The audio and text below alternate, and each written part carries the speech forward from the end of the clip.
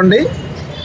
ఈరోజు ఆంధ్రప్రదేశ్ ప్రభుత్వం తీసుకున్నటువంటి నిర్ణయము రాష్ట్రంలోనే సంచలనాత్మకమైనటువంటి ఒక నిర్ణయాన్ని నిన్న క్యాబినెట్లో ఆమోదించడం జరిగిందండి.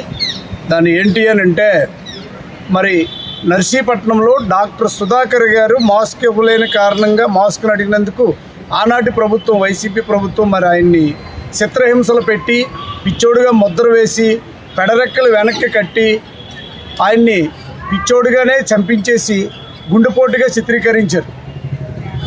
ఆనాటి ప్రభుత్వం చేసినటువంటి ఆ హత్యను దళిత సంఘాలన్నీ ఖండించి అప్పుడే భారీ ఎత్తున ఉద్యమం చేయడం జరిగింది. నర్సీపట్నంలోనే కాదు, రాష్ట్ర వ్యాప్తంగాను.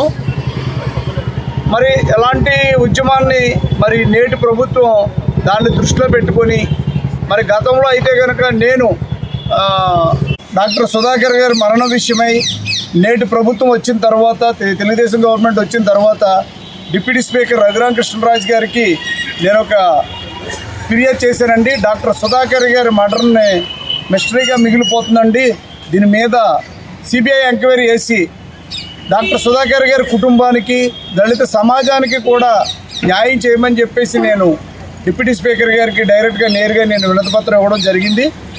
దాని నిమిత్తంగానే సిట్ దర్యాప్తు జరిపిస్తూనే దానిలో భాగంగా నిన్న తీసుకున్నటువంటి నిర్ణయం క్యాబినెట్లో, ఏపీ క్యాబినెట్లో సుధాకర్ గారి కుటుంబానికి పరిహారంగా ₹1 కోటి ఇస్తూ వారి కుమారుడు లలిత్ కుమార్ సహాయక శాఖలో జూనియర్ అసిస్టెంట్గా పనిచేస్తున్నటువంటి అబ్బాయికి ఈ నేడు ఆర్థిక శాఖలో ఇన్కమ్ ట్యాక్స్ డిపార్ట్మెంట్లో డిప్యూటీ కలెక్టర్గా పదోన్నతి కల్పిస్తూ ఏపీ క్యాబినెట్ తీసుకున్న నిర్ణయానికి మేము చాలా హర్షిస్తున్నామండి.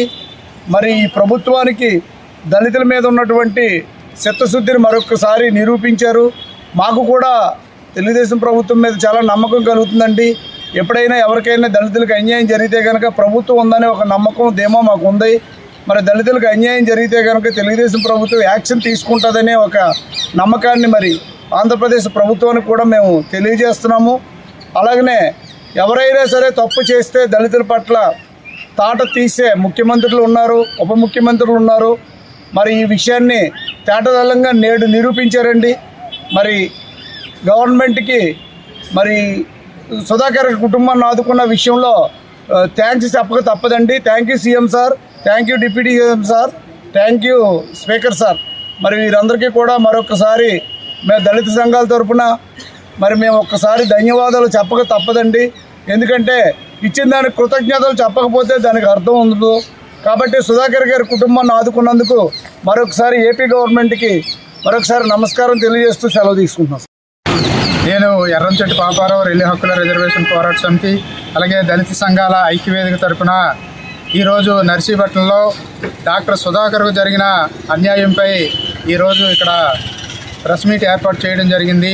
ఈరోజు కూటమి ప్రభుత్వం ఒక దళిత డాక్టర్కు ఆదుకునే విషయంలో దళిత సంఘాలందరం కూడా హర్షం వ్యక్తం చేస్తూ, అలాగే ఆ కుటుంబాన్ని ఆదుకునే విషయంలో కానీ, చర్యలు తీసుకునే విషయంలో కానీ, అలాగే డాక్టర్ తనయుడికి ఉద్యోగం ప్రమోషన్ ఇప్పించడంలో కానీ కూటమి ఘనత సాధించినందుకు ముఖ్యమంత్రి వర్యులు చంద్రబాబు నాయుడు గారికి, డిప్యూటీ సీఎం పవన్ కళ్యాణ్ గారికి, మన శాసనసభ స్పీకర్ అయ్యన్న పాత్రుడు గారికి కూడా ప్రత్యేక ధన్యవాదాలు తెలియజేస్తూ, అలాగే మా దళిత సంఘాల ఐక్యవేదిక తరఫున మేము మనస్ఫూర్తిగా కూటమి ప్రభుత్వానికి హర్షం వ్యక్తం చేస్తూ ఉన్నాం.